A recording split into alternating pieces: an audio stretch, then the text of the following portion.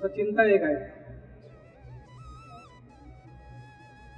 चिंता ही आपल्या लागली पहिल्यापासून आहे.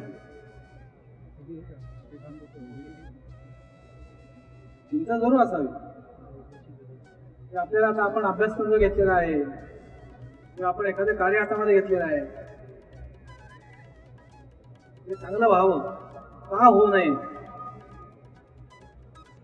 त्याला वेगळ्या प्रकारची जोड का मिळू नये किंवा आपले प्रयत्न कमी का पडतात किंवा अचूक प्रयत्न का आपले होत नाहीत, म्हणून आपण मनामध्ये इच्छिलेलं असतं ते कार्य करण्यासाठी जरूर हवी. पण वेगळ्या प्रकारची भूमिका त्यांच्या काळात आली. माझं कसं होईल, मला कोण कळेल, माझं पुढे काय होणार, आता एवढं शिकतोय मला नोकरी मिळेल का, पुढे माझं चांगलं होईल का, हा आत्मविश्वास धरणारी जर चिंता असेल ती प्रत्येकाने टाकून द्यायला हवी. काही उपयोगाची नाही.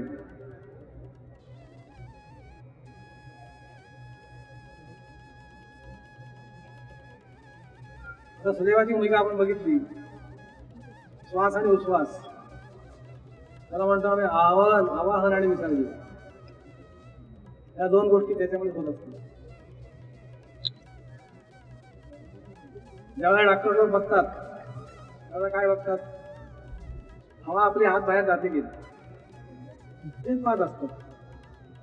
म्हणजे आध्यात्मिक ह्याच्यामध्ये ज्याला म्हणतात अंतरातली शक्ती आहे ती निघून गेली, वाऱ्याच्या रूपाने जाते ना ती, त्याला समर्थभावी म्हणतात, तो जातो निघून.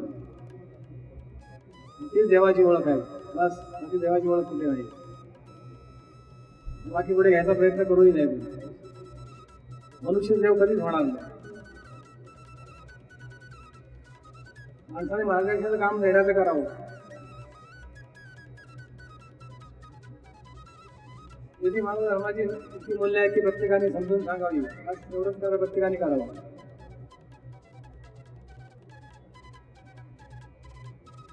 सहज साधी एक वस्तू आहे, मगाशी सांगितलं ते, जन्मता जायते अज्ञान संस्कार ज्ञान उच्चते. जन्माला आलेलं अज्ञान आपलं आहे, त्यामुळे आपल्याला सहज जगता येतं, शिकावं लागत नाही. विद्या शिकावी लागते आपल्याला.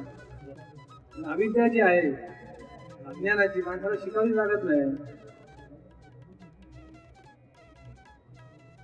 त्याच्या पुढे शाळा नाही, कोण सांगायला तयार पण नसणार, काही शिकायला पण लागत नाही. वेगवेगळ्या भूमिका ज्या रचनाच्या आहेत त्या माणसाला कुठे शिकायला लागत नाही.